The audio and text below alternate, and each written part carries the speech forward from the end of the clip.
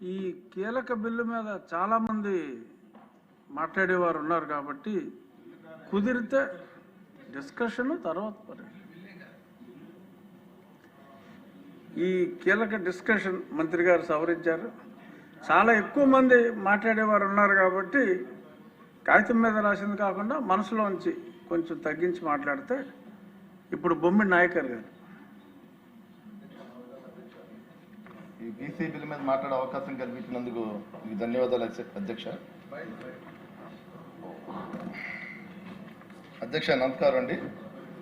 ఈ BC reservation bill మీద తీసుకొస్తున్నటువంటి గౌరవ ముఖ్యమంత్రి చంద్రబాబు నాయుడు గారికి, ఉప ముఖ్యమంత్రి పవన్ కళ్యాణ్ గారికి, నారా లోకేష్ గారికి, అదేవిధంగా మంత్రివారికి అందరికీ కూడా నేను ఈ సభాముఖంగా ధన్యవాదాలు తెలియజేస్తున్నాను అధ్యక్ష. మరి రాష్ట్రంలో బీసీలకు రాజకీయంగా మరింత ప్రాధాన్యం కల్పించే ఉద్దేశంతో బీసీ రిజర్వేషన్ బిల్లును ఈ సభలో ఆమోదించే దిశగా ప్రభుత్వం చర్యలు తీసుకోవడం అభినందన అధ్యక్ష. ఈ సందర్భంగా నేను అందరికీ కూడా అభినందన తెలియజేస్తాను అధ్యక్ష.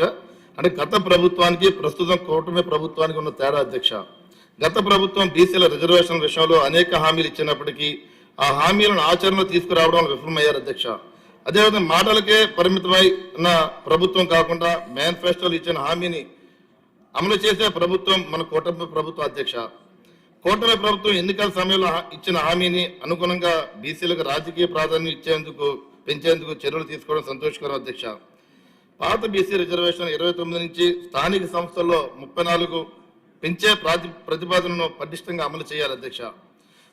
లోకల్ బాడీస్ లో 34% గ్రామీణ సంస్థల్లో కానీ, అదేవిధంగా సర్పంచ్, వార్డు మెంబర్లు, ఎంపీటీసీలు, జడ్పీటీసీలు, అదేవిధంగా మున్సిపాలిటీలో చూసుకుంటే కనుక 33.1%తో బీసీ రిజర్వేషన్ కల్పిస్తున్నందుకు ధన్యవాదాలు అధ్యక్ష.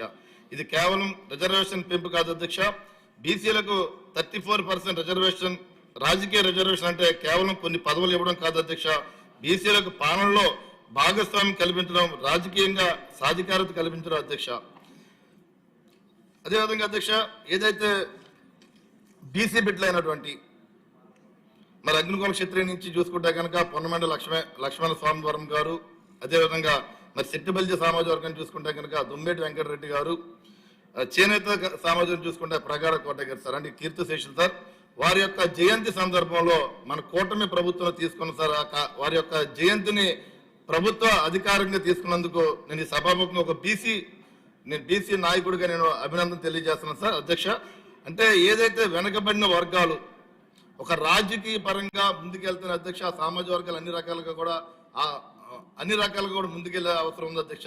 ఏదైతే ఈ 34 రిజర్వేషన్ తోటి బడుగు బలహీన వర్గాల్లో కూడా అన్ని రకాలుగా కూడా ముందుకెళ్లే అవకాశం ఉంది కాబట్టి ఈ కార్యక్రమాన్ని తీసుకొచ్చినందుకు ప్రభుత్వం, కూటమి ప్రభుత్వాన్ని అభినందన తెలియజేసి సెలవు తీసుకున్నాను అధ్యక్ష.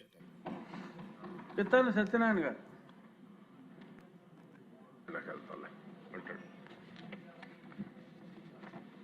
అధ్యక్ష, ఈనాడు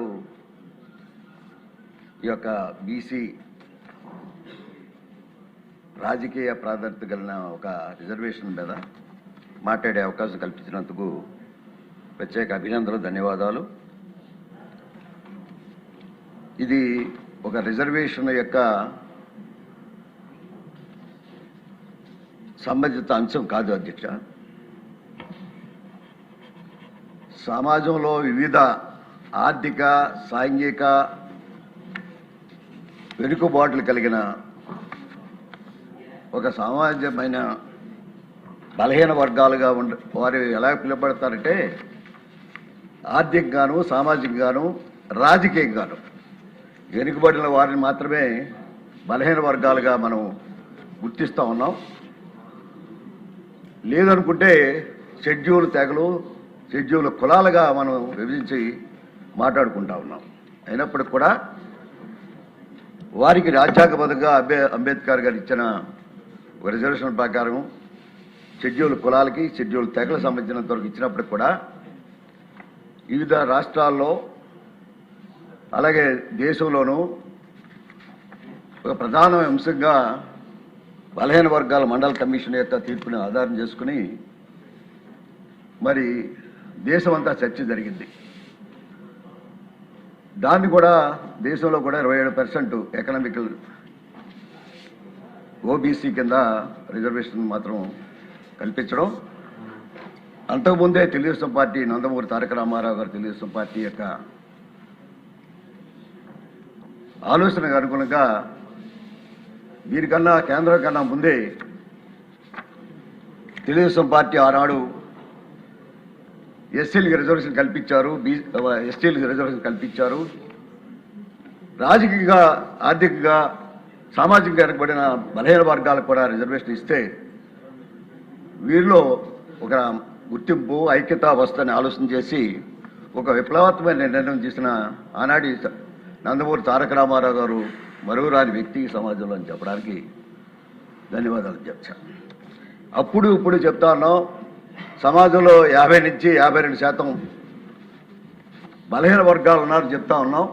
బలహీన వర్గాలు ఎక్కడున్నారంటే సామాజిక వెనుకబడి ఉన్నారు, ఆర్థిక వెనుకబడి ఉన్నారు. దానికి కారణం వృత్తిపరమైన కులాలతోటి అంటిపెట్టుకుని, వృత్తిపరమైన కులాలు రోజు రోజుకి అణగారుతున్న సందర్భంలో కార్పొరేట్ వ్యవస్థలు ఈ కులవృత్తుల మీద మరి ప్రభావం పడి కులవృత్తులుగా జీవిస్తున్న ఈ బలహీన వర్గాలని కూడా ఆర్థికంగా సమాజంతో వెనుకబడి వ్యవస్థగా తయారైనప్పుడు వారిని కూడా ముందుకు తీసుకురావడానికి ఆలోచన చేసిన ఒక ప్రయోగమే బీసీ రిజర్వేషన్ బిల్. ఈనాడు చంద్రబాబు నాయుడు గారు 95లో తీసుకున్న ఒక బ్యాక్వర్డ్ క్లాస్ చట్టాన్ని ఏదో తీసుకున్నాము. ఆనాడు నందమూరి తారక రామారావు ఇచ్చిన 20% రిజర్వేషన్, బీసీ రిజర్వేషన్ని 34%